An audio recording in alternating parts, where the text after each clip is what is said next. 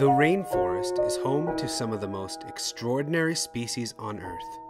Due to its constant rainfall, warm temperatures, and rapidly cycled nutrients, the rainforest has the highest average net primary productivity in the world. The net primary productivity is the rate at which an ecosystem stores biomass per unit area in a certain amount of time. Unfortunately, our rainforests are vanishing at an alarming rapid rate due to deforestation. In ancient Greek, eco means house or home, and system means standing together, meaning that all of the species in an ecosystem has some joint principle. High temperatures and constant rainfall are ideal conditions for the majority of vegetation and species to survive. The rainforest in South America has often been referred to as the world's lung because of the incredible amount of CO2 that is taken from the atmosphere and converted into biomass and oxygen. That is later returned to the atmosphere as a byproduct of photosynthesis. Oxygen happens to be vital not only for humans but also for millions and millions of other species that subsist in our planet. The anthropogenic carbon dioxide impacts the process of the carbon cycle. There are many factors that contribute to the production of carbon dioxide in the environment, such as combustion, respiration, decay of dead organisms, and animal waste. Fossil fuels are hydrocarbons in the form of natural gases, coals, and petroleum, to name a few.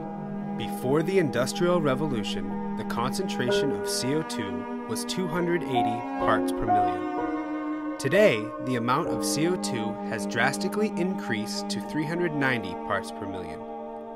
In 2010, 30.6 gigatons of CO2 was emitted into the atmosphere.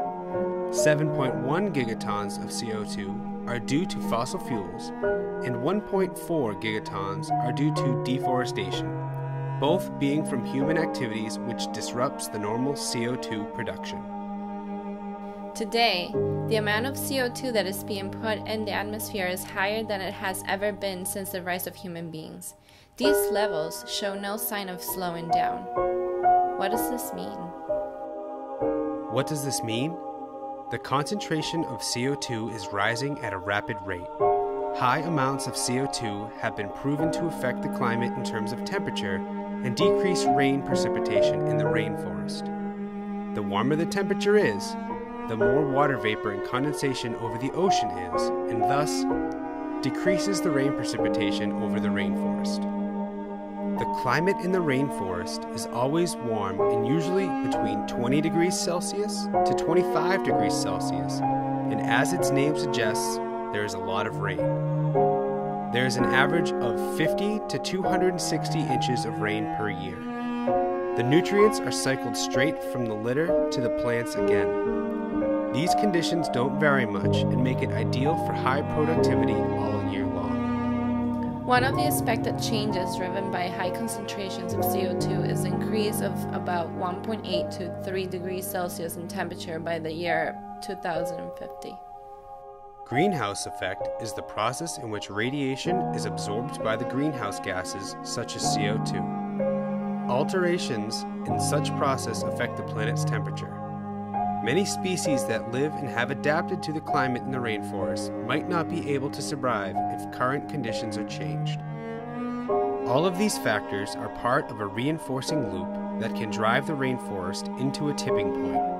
In other words, the fossil fuel emissions from human activities help the levels of CO2 to rise.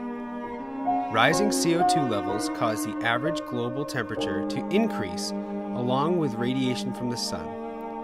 The increase of global temperature drives condensation above oceans to increase, and therefore tropical rainfall levels decrease. The decrease in rainfall does not help vegetation. The net photosynthesis in the rainforest is therefore decreased. Also, deforestation due to human activity causes the net photosynthesis rate to go down as well. If this rate is down, less CO2 is taken from the atmosphere and the vicious cycle starts again. This is a positive loop, and it's positive in a bad way, meaning that the higher the concentration of CO2 is in the atmosphere, the faster the cycle occurs and the more CO2 is released. We don't know what the tipping point is for this cycle. What we do know is that every year it increases more rapidly. What is going to happen when the planet can't support these levels anymore?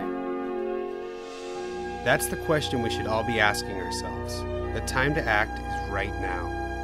The rainforest needs your help now.